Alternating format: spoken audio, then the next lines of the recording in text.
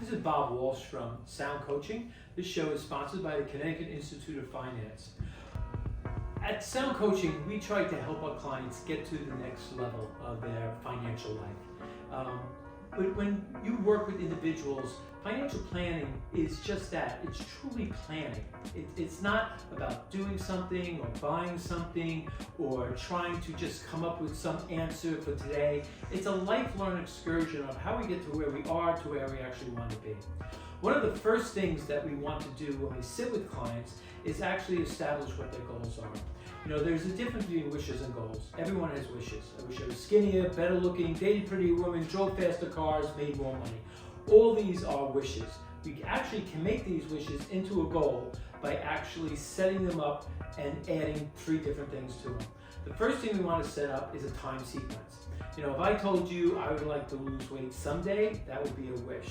But if I said I would like to lose X amount of pounds over the next 3 months, potentially that is a goal. You need a time sequence of when you want to accomplish the goal. The second thing that you need, all right, is a map or a blueprint on how you're going to accomplish these goals, all right? You want to sit down and figure out what's the first thing you want to do, what's the second, what's the third, and how you're going to do it, with sequence and orders, how you're going to know when these things are actually accomplished.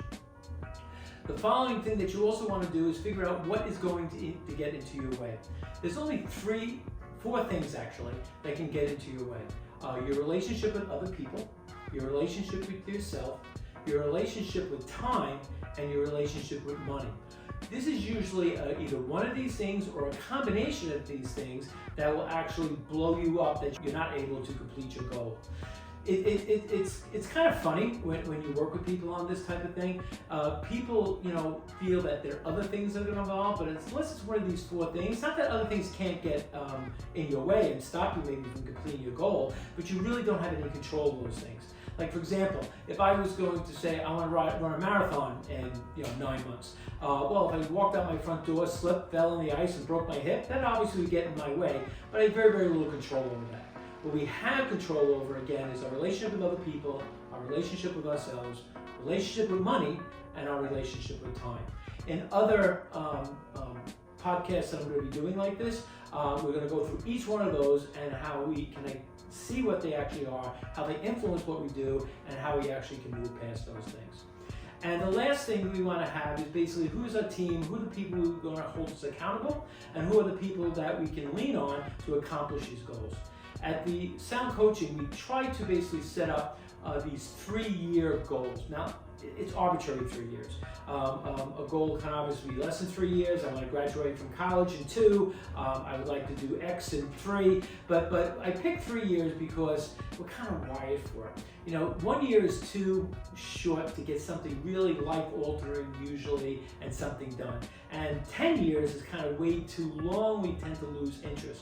But what I mean by we're wired for it, I mean, you all were in high school for 4 years, but really by your senior year, after 3, you're thinking about college or your first job. Same thing with college. You're in college hopefully for 4 years, but by your senior year, you're thinking about maybe going to a master's program or possibly going to get a job or what you're doing after. So we're kind of wired for that. And it really works for us here also because over a 3-year period of time, we're going to see you quarterly and we're going to set up 12 90-day plans to get you to where you want to go.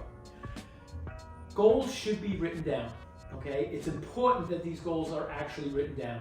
Now, and then specifically, once we write down these big goals, we want to reflect on these goals pretty much on a daily basis and see where we are and how we're doing on these goals. We also want to set up these smaller goals to see where they want to go, and then they're going to be those 90-day goals. So if we have 12 90-day goals to accomplish that 3-year period of time, well, the first 3 or 4 are going to be very, very specific.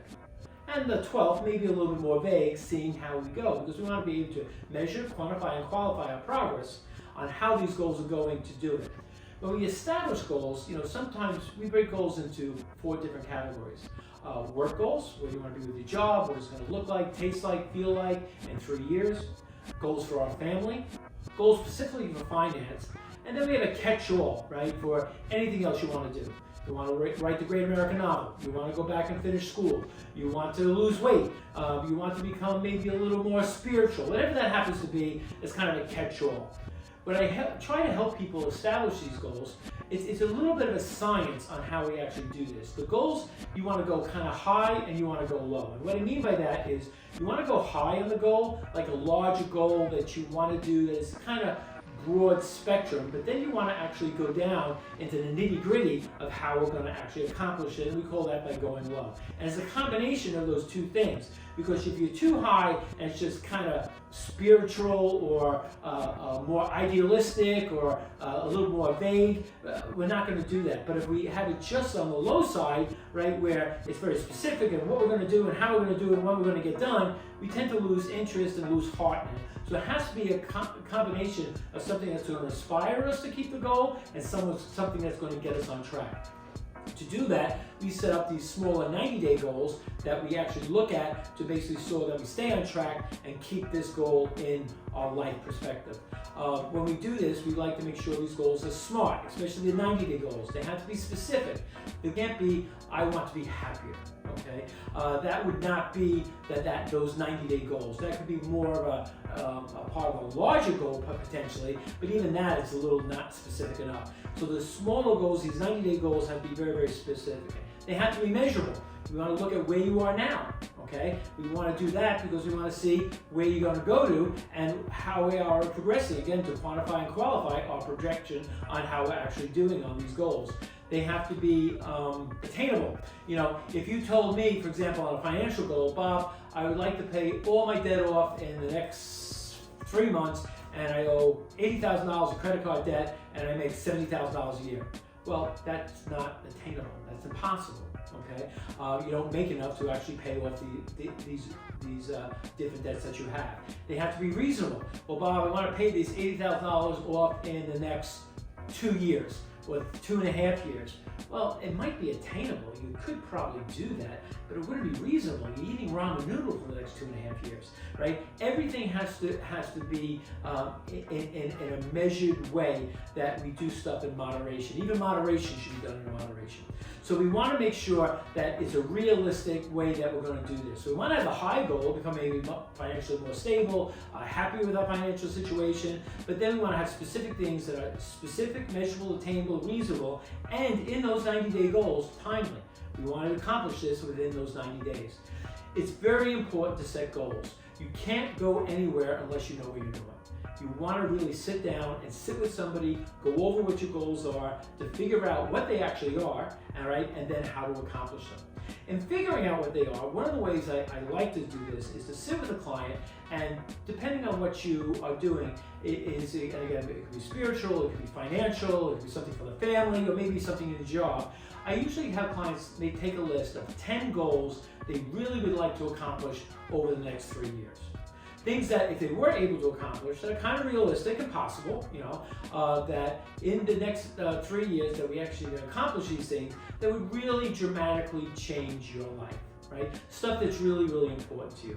And then out of those 10 that we pick, I encourage people to pick 2, possibly 3, but no more that you actually want to work on, okay? And then we back into that. So we're here, this is where we want to be in 3 years, right? What we have to do over each 90-day period to actually get there. This is the best way, I guess, to actually change our lives and actually make them better. You can't fix holes in a boat until you know where the holes are, okay? You can't change your life until you actually sit down and figure out what you want to do, where you want to go, and actually how you're going to get there. This is Bob Walsh at Sound Coaching, sponsored by the Connecticut Institute of Finance. We'd like to help you get to be healthy, wealthy, and wise. Give us a call at 203-371-4242 and let us help you establish your goals and get out of life what you actually want. Thank you very much.